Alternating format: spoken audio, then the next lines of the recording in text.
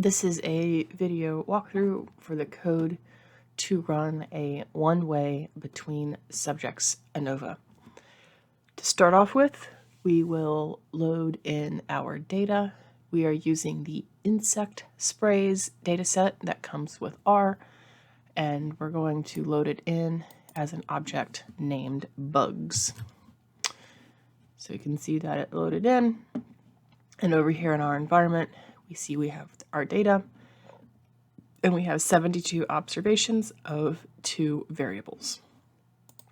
We can look at the data using the head function, and the first 6 rows we can see down here in our console that we have different varieties of sprays and number of insects that survived after using the spray. So if we're evaluating spray effectiveness, we want low numbers. So that means fewer insects survived. So we're going to start by getting some descriptives and examining our data.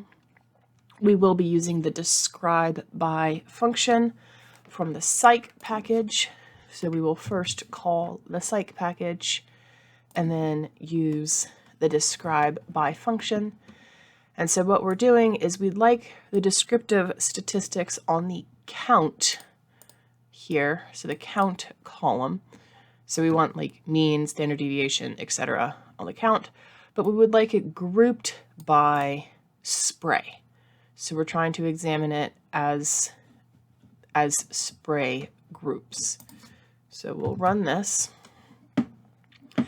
and scoot this up a little bit, and we see that there are 6 different sprays, A through F, and for each one here we have descriptive statistics indicating how many insects survived. So we can see, for example, group C, an average of 2.08 insects survived, whereas for group F, an average of 16.67 insects survived. We can then next check for outliers, and we'll do this visually using a box plot. And since we're using ggplot, we first need to call ggplot, and then we will generate a box plot here. And this first line is our call to ggplot. We are defining our data right here, and our aesthetics, or our X and our Y values. So we're saying we would like the different spray groups to be along the X-axis and the count to be along the Y-axis. Then we make a call to geom box plot. That's just saying that we want to make a box plot, please. And there's nothing that needs to go in those parentheses right there. And then lastly, we're making a call to geom jitter, and that is saying that we would like our data points to be plotted on the graph, and width equals 0.2 is just saying we'd like a little bit spread out. So if we run this, there it is.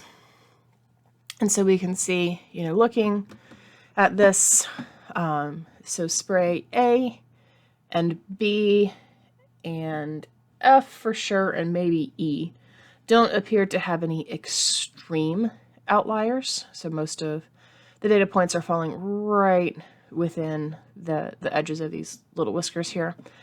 Sprays C and D, however, each have 2 very extreme outliers.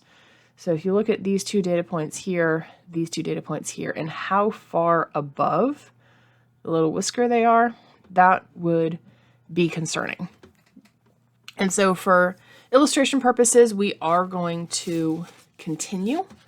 However, this would be something that you would want to address in your data because ANOVAs are relatively sensitive to outliers. So the next thing that we're going to do is check our assumptions. And so we will start by calling the tidyverse package to allow us to group and run the Shapiro-Wilk test. So we'll call that up. And then here is where we will be running the Shapiro-Wilk test. And what this is saying is take our data set, and then this pipe function says send that on to the next line. Group by, this function is saying please group it by spray type. Because again, we want to check each spray type for normality. We're going to send that on, and then we're going to summarize it, and we're going to run the Shapiro test, and we're going to specifically ask for the statistic, that W statistic, and we're going to specifically ask for the P value. So we're going to get it kind of in a table. When we run this and look down here in our console, we can see the output. And we see, for spray A, here is the Shapiro-Wilk statistic. Here's the p-value. If we look down, non-significant, non-significant, significant, significant, non-significant, non-significant. So sprays C and D would be considered to have a distribution significantly different than a normal distribution, whereas sprays A, B, E, and F all have distributions that are not significantly different than a normal distribution. Again, this is something that you would want to address, but we will go ahead and continue. So what we'll do next is we can visually examine this normality or, lack thereof, and we can do that using a histogram, and then we'll get into doing it using a QQ plot. So for the histogram, we've already called ggplot, so we don't need to do it again. And this first line here is a call to ggplot, and it's saying this is the data we would like to use, and along the x-axis to have the count, so the number of insects surviving. Then we call a geom histogram, and we don't need anything in here. And we're adding this, a facet grid by spray.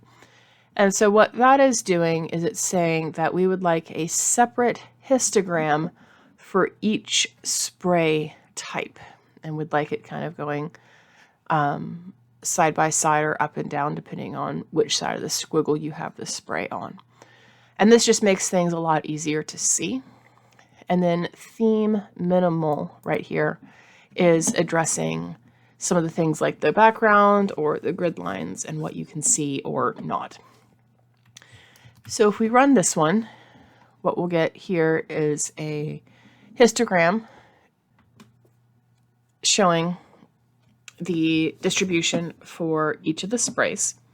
And here you can see it's spray A, B, C, D, E, and F. And A, B, E, and F all look pretty normally distributed. C and D seem to be kind of stacked up along the low end. So kind of further illustrating the lack of normal distribution here.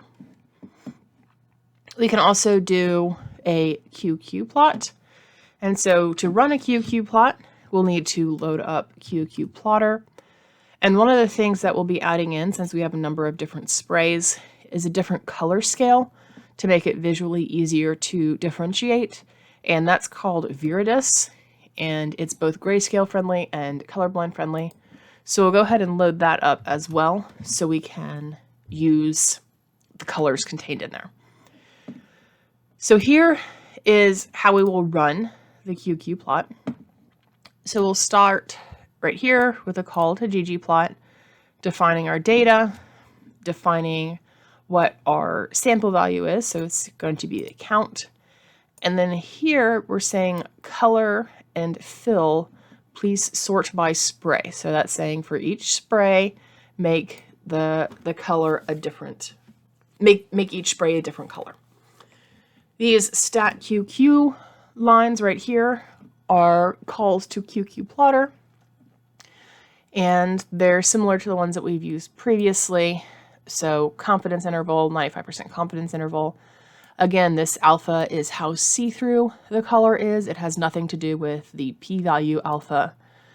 If we want the line that we see that goes through the 95% confidence interval to be the reference for those 95% confidence intervals, if we want what color we want our data points to be, so we're saying we'd like those black.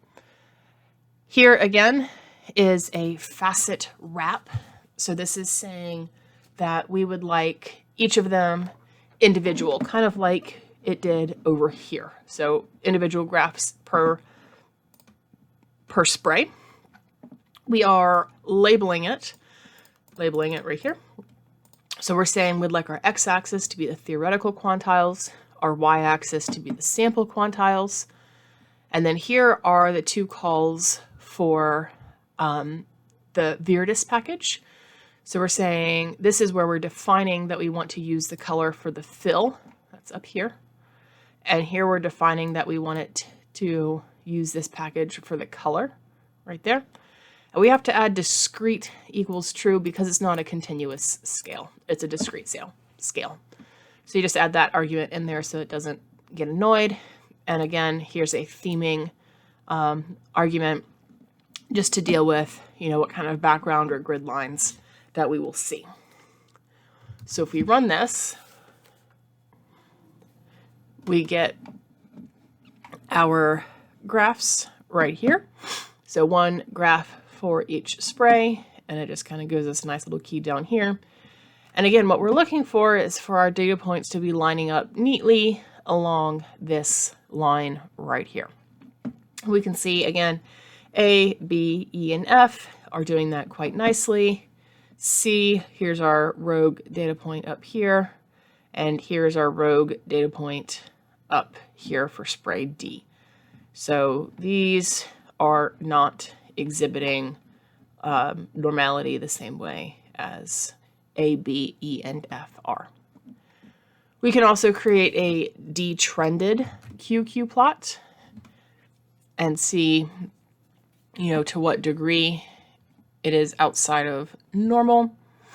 And all of these are going to be the same functions, except for we're adding detrend equals true to each of the stat QQ arguments. And it pops up. And again, we're seeing A, B, E, and F look real nice. C and D, not so much. So another assumption that we need to look at is the homogeneity of variance. And we can test that either with a Levene's test or a Brown-Forsyth test. Both of these are going to use the same exact function, but it's depending on how we define the center as to if it's going to be a Levene's test or a Brown-Forsyth test. So the Levene test function comes from the car package, so we'll need to load that up first. And what we'll do is we will be saving out each of these tests to an object. So to run the Levene's test, what we're going to do is use the function Levene test, paying careful attention to capitalize the T. We're going to provide the formula, so count by spray. We're going to provide the data, it's our bugs data. And here when we define center equals mean, that is saying that we want to run a Levene's test. So we'll run that and save it to the object. And the Brown-Forsyth test is pretty much exactly identical, except for where we have center equals median. So this is what's defining a Brown-Forsyth test as opposed to a Levene's test. So we can run this one as well. And we can print them both out to our console. And we can see, that they are both significant, indicating that we would reject the null hypothesis that the variances are the same, or that we would, realize that our assumption of homogeneity of variances has not been met. Again, likely due to these two groups right here. We will decide to go ahead and run our model anyway. And to do this, we will start by using the AOV function. So right here. And this comes native to R, so we don't have to load anything else. And what we're doing is we are saving the output to an object, so model B1. And this is going to let us get information from it later without having to rerun the model constantly. So we will start with AOV. We will provide it with the formula, so count by spray, and we will provide it with the data we are using, so our bugs data. And if we run that, again, we see something pop up here in our environment. That's our model B1, and we can get a model summary. So that's what this looks like down here. And this is like an ANOVA table like you'd be used to seeing. It's going to tell you your degrees of freedom, your sums of squares, your mean square, your F value, and your P value. So residuals right here is what R calls error. So sum of square error is what this would be right here. And looking at it, we can see there's a significant difference. So at least one of these 6 groups is different than the other. We don't know which one yet, but we know that there's at least one different. Another way that we could use, that we could run an ANOVA is by using LM. So this is a linear model similar to how we ran a regression. And we can run an ANOVA like this, and again, save it out to a model. We're providing the formula, we're providing the data. So if we run this and then get our summary, we get something that looks a little bit different. So it's giving us the estimate, standard error, t-value, p-value. But what it doesn't give us is, kind of what we're used to with the ANOVA table. But what we can do is if we run the function ANOVA on that model, so on that linear model that we just did, then we get something that we're a little bit more used to seeing, which is our ANOVA table. So with the degrees of freedom, sum of square, mean square, F value, P value. Since we had violated the homogeneity of variance assumption, what we can do is either the Welch or the Brown-Forsyth test for equal means. And that is kind of taking to account the fact that we have violated the homogeneity of variances assumption and adjusts the degrees of freedom accordingly. So to do the Brown-Forsyth test for equal means, we first have to call the package one-way tests and use the bf.test function from that package. And again, all we're doing is providing the formula, count by spray, and our data. And when we run this, what we can see is here's the Brown-Forsyth test for equal means, the statistic, numerator degrees of freedom, denominator degrees of freedom, no longer a whole number, and the p-value.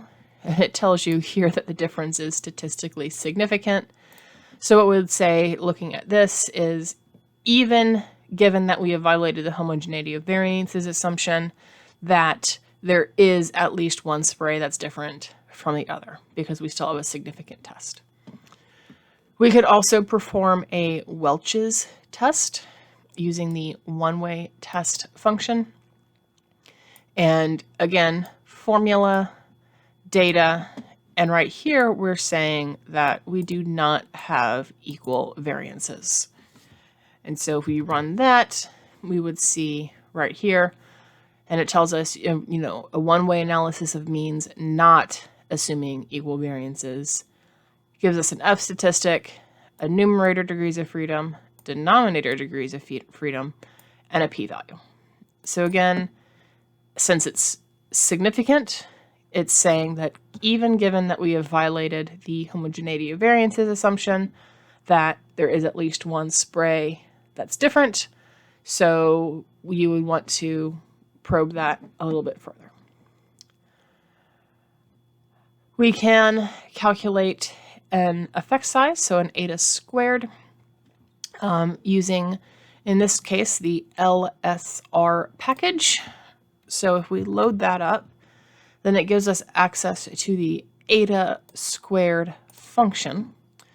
And we can calculate eta squared on our model. So if you recall, our model B1 is the one we did with AOV. Our model B2 is the one that we did with the linear model, or LM. So we can run it here and here. And we can see that, eta squared and the partial eta squareds are identical between the two different models, which makes sense considering that, they're getting the same information. So again, since we had a significant test, we will want to do post-hoc testing. And what we'll do first is post-hoc testing with a variety of different adjustments using the EM means package. And then each of the three that I'm showing here also has their very own way of doing it in case that you wanted to take that approach.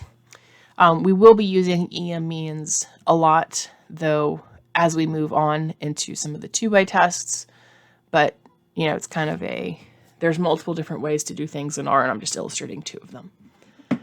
So what we'll do is we'll start by loading the EM means package so we can use it.